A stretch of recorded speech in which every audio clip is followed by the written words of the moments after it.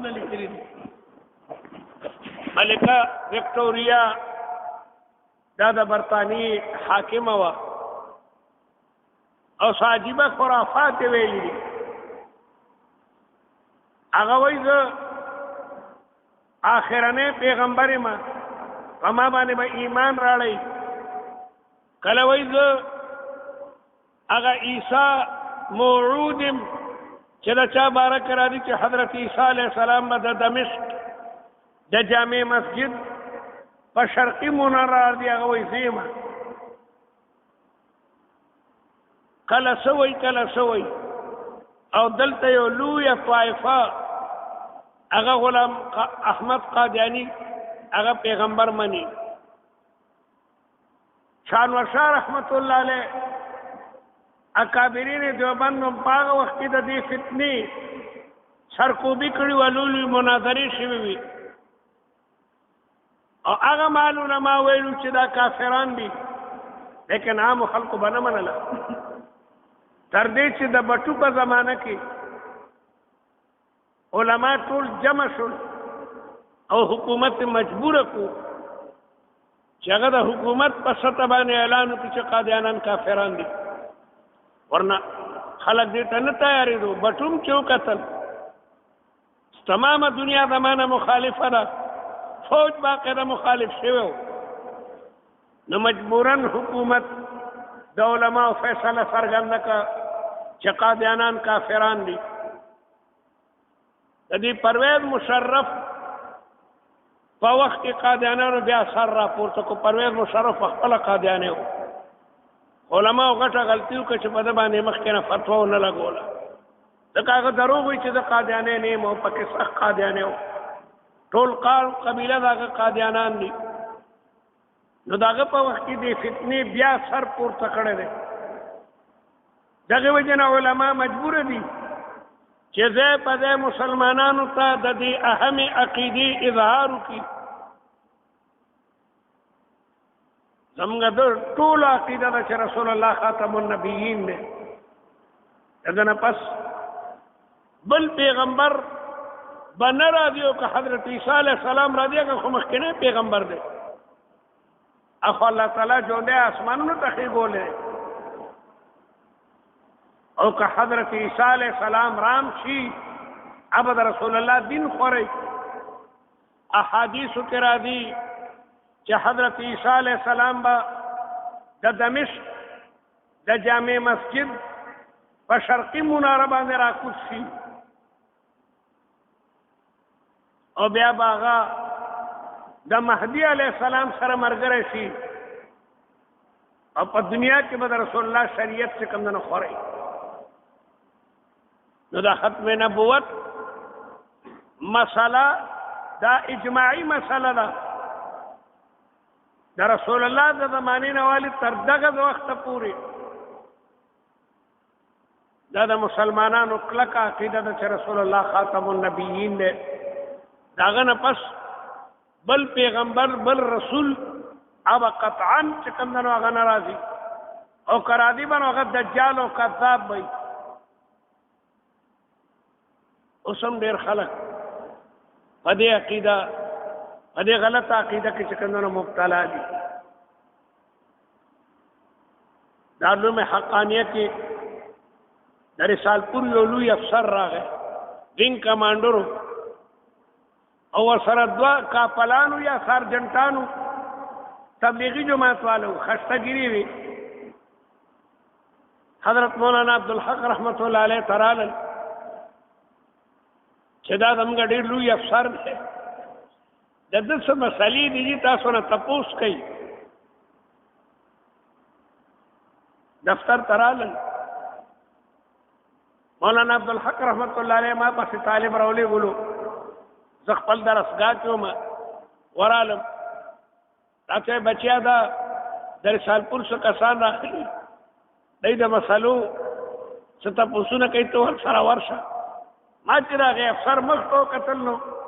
ما وردا خو قادیانې نه قادیانان دلته لوګو دي زونډې ګیره ساتي دا دا غي نه خط مورته کی تاسو سره غله ما ته معلومات دي تاسو سره مولانا ما ته اوس چې زه درته وایم چې ما غږ نشو کولی دفتر کې هغې مېلمنو ته د چایو انتظام شوی و چای چې وڅښلې هغې افسر چې کوم وینګ کمانډر و هغه وی کتابخانه کې به د کتابخانې ناظمي او ته به یې او زه به یم او دا دوه ملګري چې ما سره راغلي دی به بل څوک به ني ځکه ګڼ کسان شي نو بحث نه کېږي زه صرف د یو څو مسلو باره کې راغلی یم خیر هغې چای وڅښلي هغه مال د دارالعلوم کتابخانه دی زوړ دارالحدیث کې قبلې طرف ته چې کومه کمره وه دلته کتابخانه وړه کتابخانه وه هغه وخت کې د دفتر نه مونږ ووتو کتابخانې ته تلو هغې دو کسانو ځکه ستن روغوندې وروستو کوم هغه افسر د کتابخانې ناظم سر روانو مولانا ګلرحمان صاحب الله دې وبخي د پیر سبا ناظم او د دارالعلوم ډېر لوی خدمت یې کړی دی الله دې په قبر انوار او برکات باندې افسر هغه دواړه مخکې روانو هغه کاپلان چې وو ای روغوندې وروسته کوم مولوي صاحب غوسه کېږه ما دا زموږ افسر دی او قادیانی دی اکثر دا وایي چې ستاسو مولیان بحث نشي کولی نو دی بیا زر غوسه شي باز خیر ورالو کتابخانه کې کېناستو او دومره یو غټ کتاب ورسره هغه د رومبال نه راوستو او ویس بردو اور یہ میرا مقصد احقاق حق ہے یعنی کہ حق سرگن سے اور ہر مسلمان کا فریضہ ہے کہ وہ حق کو سامنے رکھ کر اس پر عمل کرے ہم ہر باطل سے خود دور بانگتے ہیں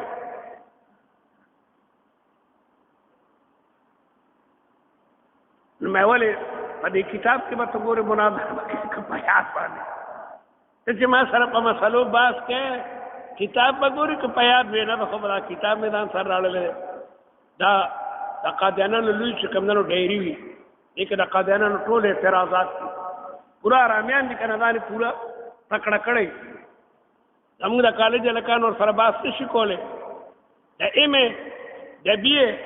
قابل هلکان یو قادیاني سره خبرې نه شي کولی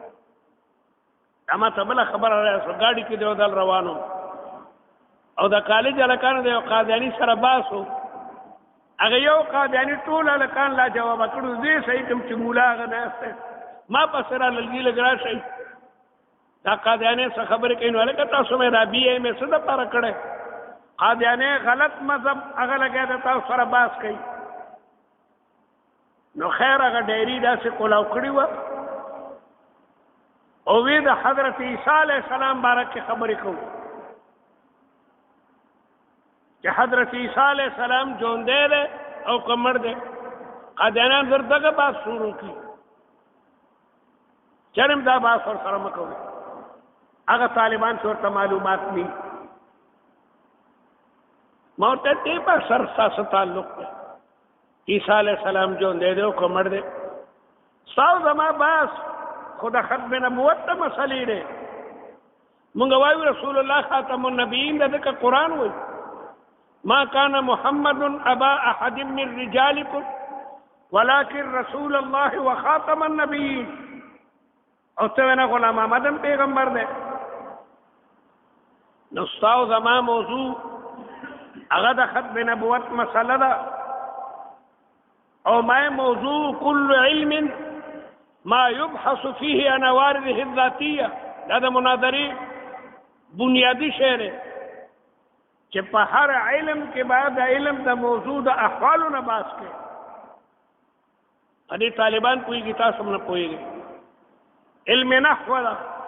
د هغې موضوع کلمه او کلام دی د کلمې د کلامو د احوالو نه بحث کېږي چې دا کلمه مرفوع ولې راځي دا منصوبه ولې وي دا مجروره ولې وي په بعضې کلماتو کسره او تنوین ولې نه راځي په بعضو اعراب ولې نه څرګندېږي نو د هر علم د موضوع د احوالو نه چې په دې زه پوه نه شوم هغه راته ووایي کمال دی راځي مناظرې ته پوهېږي پې نه میں ڈاکٹری دا دا ډاکټرۍ موضوع د انسان بدن دی په ډاکټرۍ کې د انسان د بدن د احوالو نه بحث کیږي چې دته دا زکام ولې راغی د زکام علاج به څه وي د دې سړي د ملیریا تبه ولې ده او د ملیریا تبه علاج به څه وي نو د انساني بدن د حالاتو نه په علم طب او علم ډاکټرۍ کې بحث کیږي چې دا بیماری څه ده او د دې علاج به څنګه وي نو ستاسو زما موضوع خو د ختم نبوت مسله ده د رسول الله خاتم النبیین منم او ته غلام احمد قادیانی پیغمبر دی نو موږ به د غلام احمد قادیانی د احوالو نه بحث کوو او د رسول الله د احوالو نه به بحث کوو چې واقعي غلام احمد قادیانی د تواړو بول بم راتل ځکه هغه خپل کتاب کې لیکي چې زه د دیابیطس بیمار یم دی شوګر ته په طب کې دیابیطس وایي زه وایي د شوګر بیمار یم ما ته هر 15 منټه پس مې تیازې راځي او زما ګوړه م خوښوي د یو جیب کې زما د ګوړې چکای وي بل جیب کې مې لوټي وي هغه زمانه کې دا ټایلټ پیپر یې نه وي دا نن سبا باقاعده دا ټیشو پیپر او ټایلټ پیپر چې خلک په هغې اودس وچوي دا هغه زمانه کې نه وي نه یو جیب کې وي زما لوټي خپل کتاب کې لیکي کله نه کله مې خیال نی د اودس چولو لپاره د لوټي په دې ګوړه مې راغشتي او په ګوړه د معتاد جناب یو سړی چې په ګوړه هغه خپل امتیاز او چي نو څومره سات کې موچیږي هغه نه خو بس لیاړي جوړیږي کټ پتی جوړیږي خو ټولر سے گندا کوي نو غصہ شو ابھی ہم نے بات بھی شروع نہیں کیا اور آپ ایک مقدس شخصیت پر کیچڑ اچال رہے ہیں غصہ شو ایو مقدس مرتے میں تو کیچڑ اچالی تو ان کی کتاب میں انہوں نے خود لکھا ہے کہ میں ذیابیطس کا بیمار ہوں اور مجھے گڑ سے بھی محبت ہے اور میرے ایک جیب میں ڈھیلے ہوتے دوسرے میں گڑ کبھی کبھی غلطی سے بجائے ڈھیلے کے میں گڑ تو میں داغی کتاب کی نہیں اور میں غدا ہوئی ماتا دا حید بھی نہ را دی نو دا سڑاو که خدا و دا حید بھی نہ خود ترا دی نورو موسک میں دا ستا دی کتابوں نے کلی کلی دی اور غدا ہوئی کہ ماتا فرشتہ را دی چې دا غینم ٹیچی ٹیچی دے رسول اللہ مبارک تو چې ما فرشتہ را د جبرائیل علیہ السلام اگر خپل فرشتي نوم دی ټیچی ټیچی او براهین احمدیه دا وی ما باندې آسمانی کتاب چې کوم نه نازل شوی دی کله وای د خپل ځان خپل پیدا شوی ما دا څو خبرې مو کی د سره ډېر سخت وسو دا غوسکیږه مکه دا کتابونو کې دا غن نوي ځنن قادیانه کې کوم کوي ته به توبه وباسي او مې د تستا خوخه دا په حیات عیسی علیہ السلام او په وفات عیسی علیہ السلام به باسکو لیکن ستا غلام احمد قادیانی ته سیټ نه خالی کېږي ته سیټ په هغه لپاره خالی شي مې اراده دا بات شروع کوو چنانچه د حضرت عیسی علیہ السلام د حیات او د ممات بحث مو سره شروع کوم قرآن خو وی وما قتلوه وما صلبوه ولكن شبه له قرآن وی وما قتلوه دغه یهودو عیسی علیہ السلام قتل کړي نه دی وما صلبوه نه په سلی خربول نه او قرآن وی بر رفعه الله الیه بر رفعه الله الیه الله تعالی خبر اسمانو توخی یهودیان د حضرت عیسی علیہ السلام سخت دشمنانو سو زله د قتل اراده کړی وی لیکن کامیاب کېدل نه ځکه د رضبه حضرت عیسی علیہ السلام د مسجد اقصی په منبر خلق ته تقریر فرمایلو او دا بلا حواریین مت چاپیرو او د شپې به حضرت عیسی علیہ السلام جبل زیتون تو خطو دا بیت المقدس ټول په غرونو ده دومره لوی غرونه نه دي دا ډیرای دي او بیا د دې بیت المقدس دا خار نه چې کوزیږي نو داسې لږ به کوز شي چې کوز شي نو په کنده کې د بیبي مریم قبر هم دی هغې ته هم پوڼۍ کوزې شوي دي او بیا د هغې نه بره یو ډیری ده دا د مصري باندې ډیری ډېرې اوچتې دي هغه دومره اوچته نه ده هغې ته جبل زیتون وایي په دغه جبل زیتون باندې به حضرت عیسی علیه السلام د شپې ورغی نو ځان ته یو عبادت خانه تیاره کړې وه نو هغې کې بیا تهجد کولو عبادت پرې کولو د الله تعالی په ذکر او اذکار کې به مشغول و زه تللی یم دې ټولو ځایونو ته الحمدلله دین الله سره دی بیت المقدس کې الله تعالی ما ته راکړې وي او بیت المقدس کې ډېر مقدس مقامات دي او د بیبي مریم قبر دی هغې ته موږ کوڅلو او جبل زیتون ته څو څو ځله به راختي یو دلته اوس هم انګریزان راځي او هلته جړاګانې کوي چې دې دی کې یهودیانو حضرت عیسی علیه السلام قتل کړی دی او په پانسۍ خېږولی دی نو یهودیانو وی چې د مسجد اقصا په منبر خو موږ عیسی علیه السلام ته څه نشو ویلی ځکه بلا ملګري به ورسره ناست وو خو د شپې به لاړ شو جبل زیتون باندې دی یوازې هلته به قتل کو خبره به دی چې ورغلل دروازه بنده وه دی یو ملګری په خپلو موټو باندې وخېږولو چې هلکه زموږ په دې موټو قدمونه کېږده په دې دیوال وخېږو بل طرف ته ودانګه نو دننه به دروازه لرې کړي نو موږ به ټول راشو عیسی علیه السلام به قتل کړو دغه سړي چې په دیوال ورخوتو هغې طرف ته داسې ټوپ کو درس شو نو حضرت عیسی علیه السلام داسې وکتل چې دا څوک رالل او دې سړي ورته وکتل دی یکدم ورلر کولو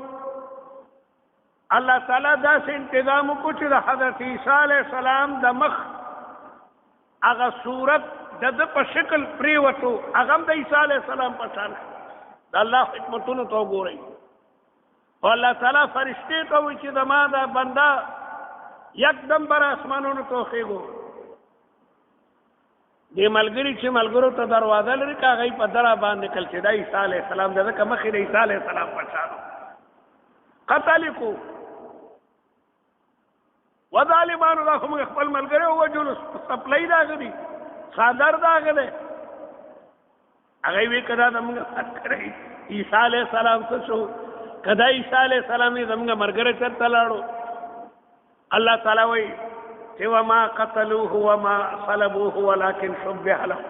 دی باندې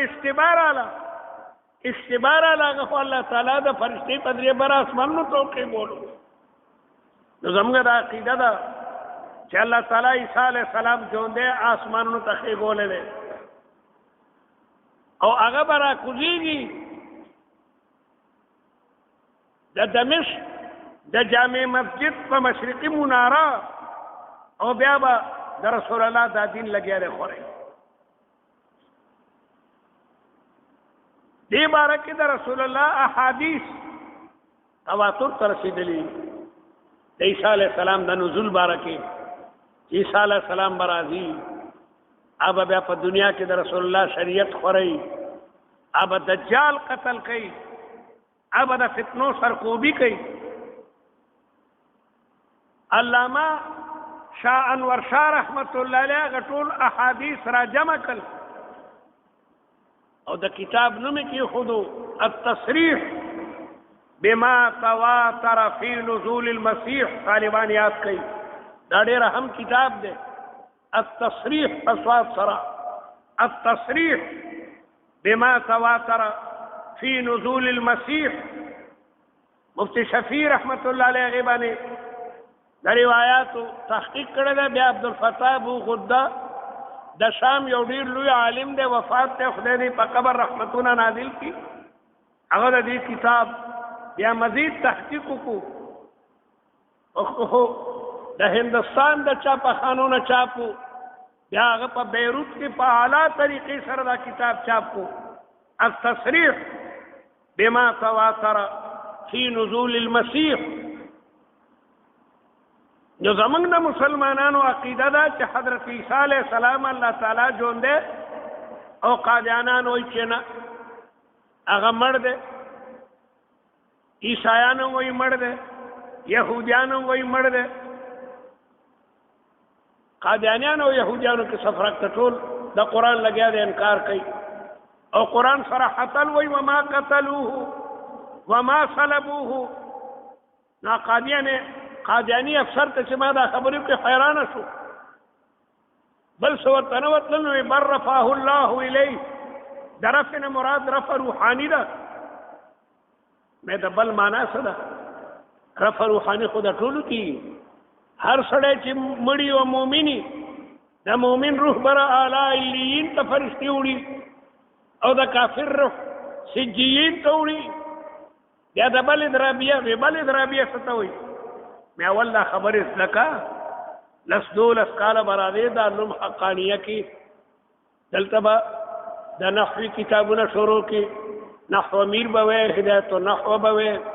کافیه به وی، شرح جامی به وی، او بیا د هغې نه پس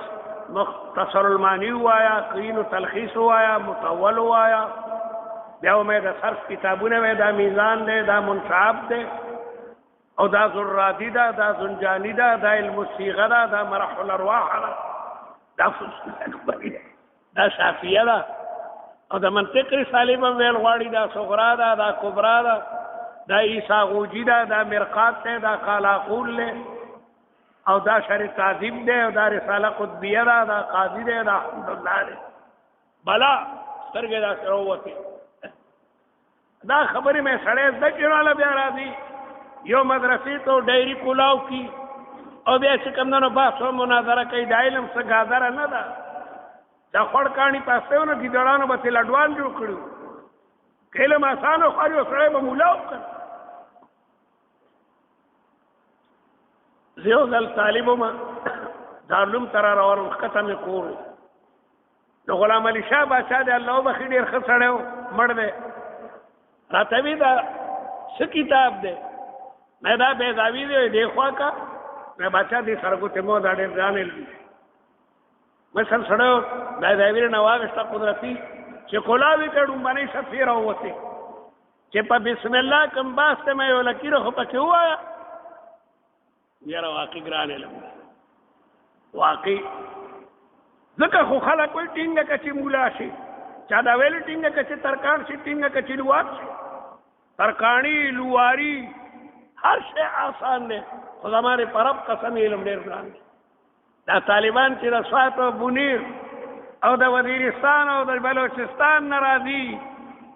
خپل کورونه پرېږدي، علم دا علم ډېر ګران شی دی. ګورې زمانې په رب قسمي چې په کارونو کې علم ډېر ګران شي. د ګنټۍ بیلچې یم، زما طبیعت ډېر قلاوي، سخت نه سخت کار، اوس خو کمزور دی، لیکن کتاب چې ګورې انتهایی مشکل کار. قادیانی ته ما وویل بل پېژنې نه، او راغلی دلته کې مناظرې ته، ډېر شرمنده شو. یوې خو څو زموږ ټیم ګړۍ ته یې کتل، بیا به چېرته ته راځم، هغه چې تله بیا نه ده راغلی. الحمدلله یا قادیانانو ته ځان تکړه کوي، ځان ته مسلمانان وایي. مسلمان وایي هغې ته چې هغه د خپلې عقیدې حفاظت کولی شي. ګریجویټ هلکان یې مې کړی، ډګریانې اخېستي، یو قادیاني سره بحث نه شي کولی. هغه ځان دومره تیار کړی، هغه سره دومره پک. نو ما دا عرض کولو چې د قادیانیت دا فتنه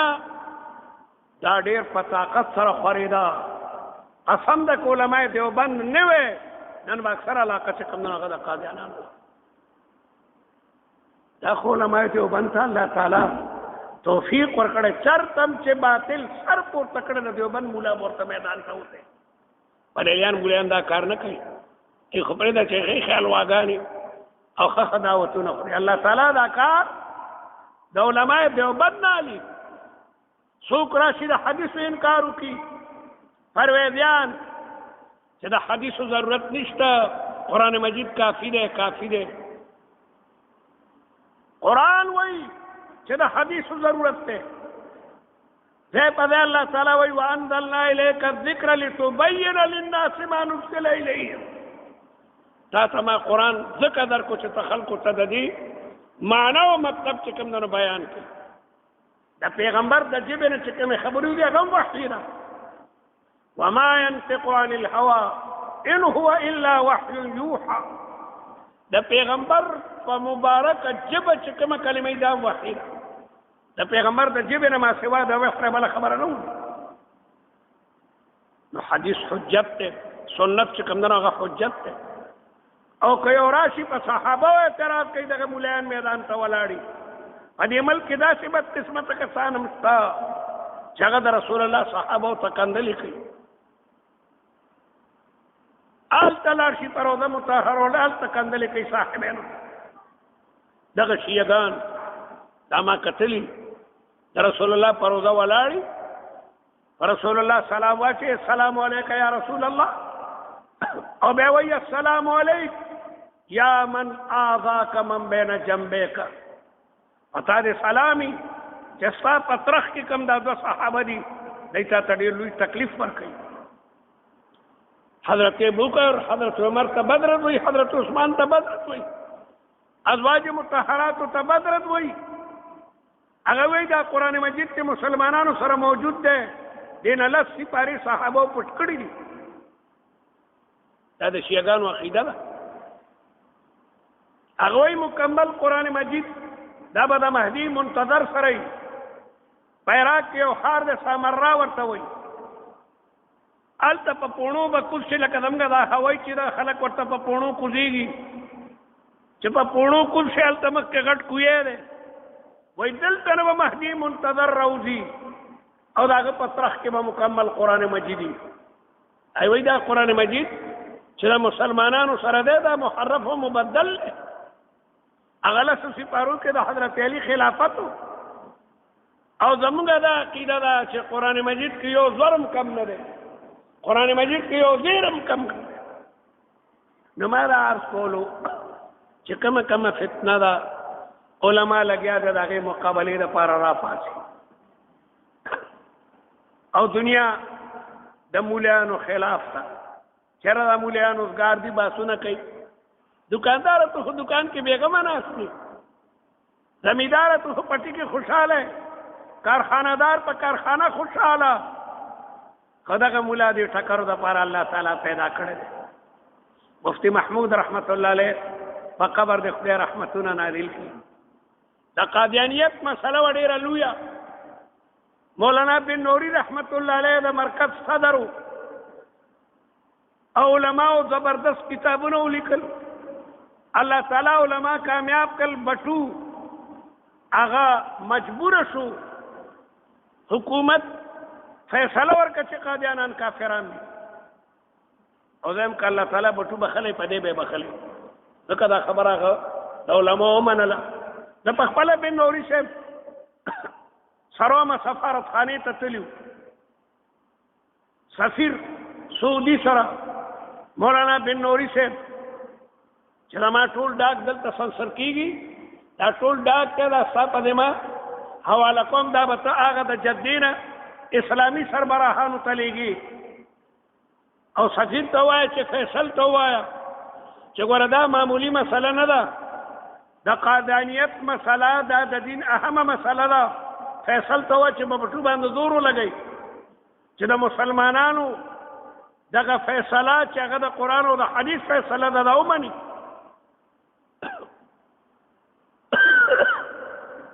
د مفتی محمود صاحب بیا د شکریې لپاره عمرې ته راغلی زه مدینه یونیورسټۍ کې او دلته په چوټۍ راغلی نو بن نوري صاحب رحمت الله علیه سره بیا سفارتخانې ته تللی وم مفتی صاحب سوره دې هلته کې وو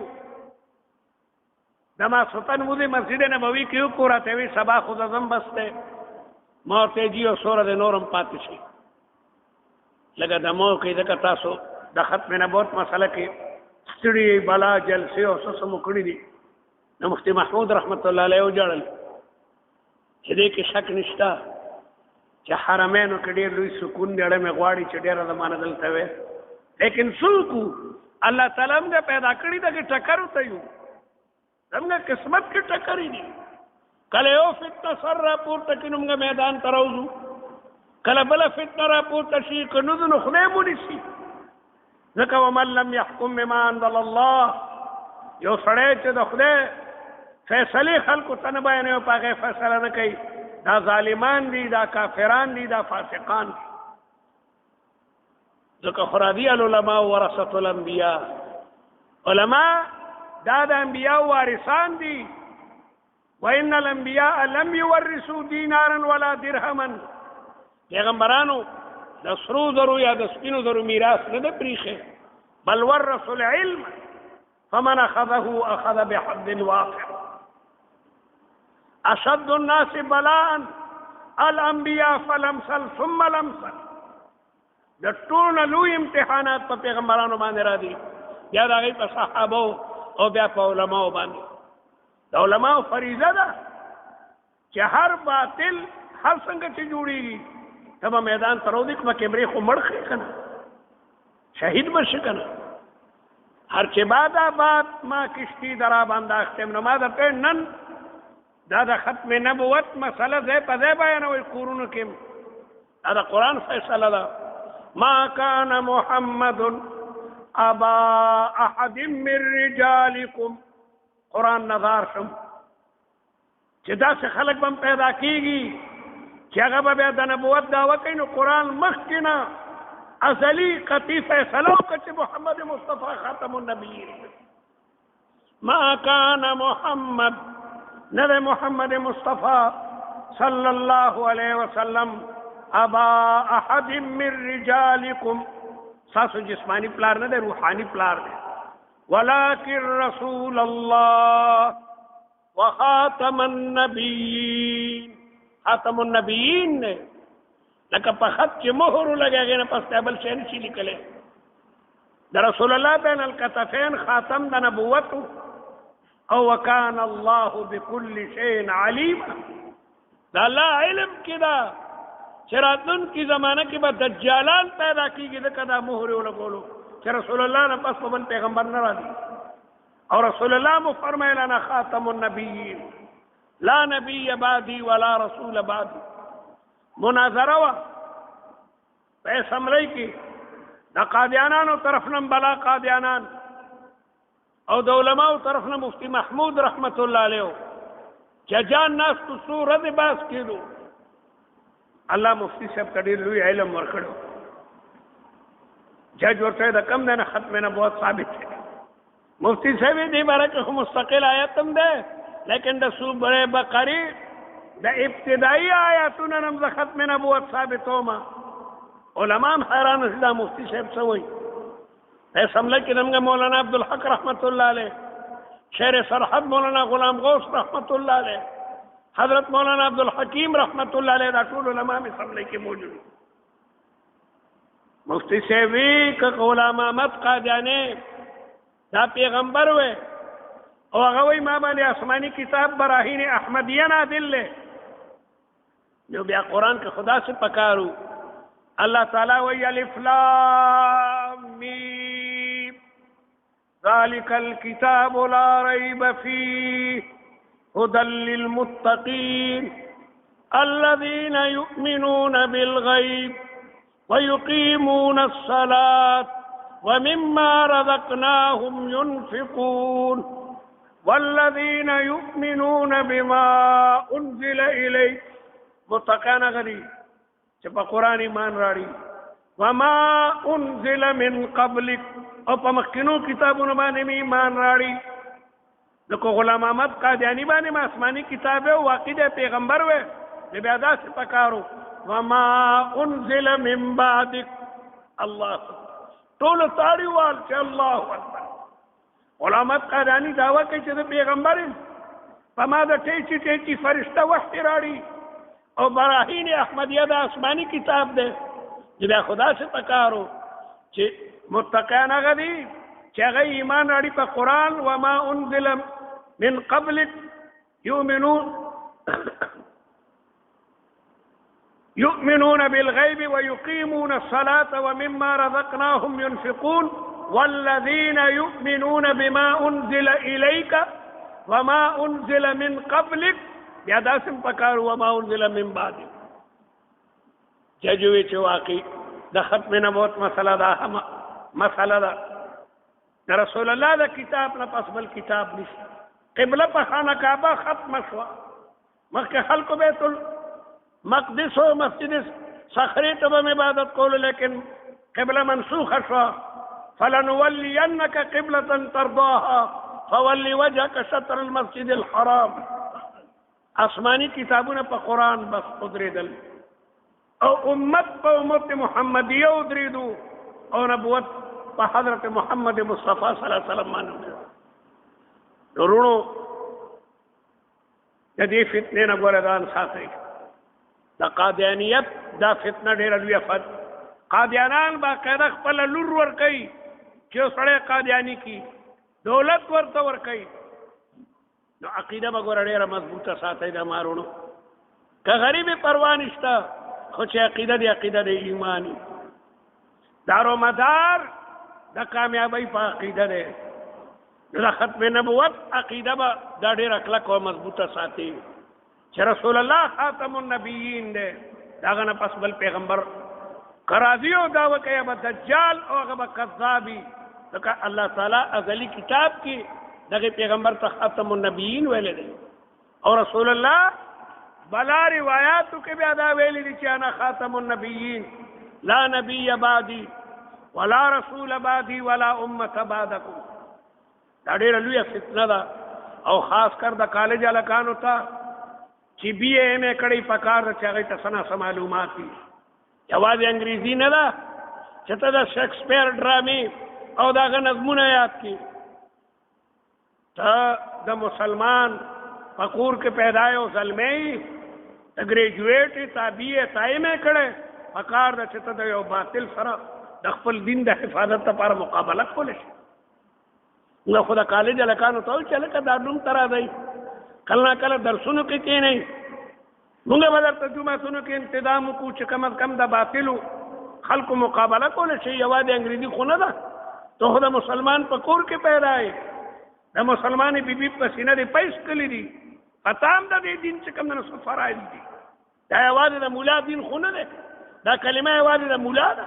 دا قرآن یوازې د مولا ده، دا حدیث یوازې د مولا دی. ته دا کلمه څه خوند دپاره وایې چې د مسلمان یم او د لا اله.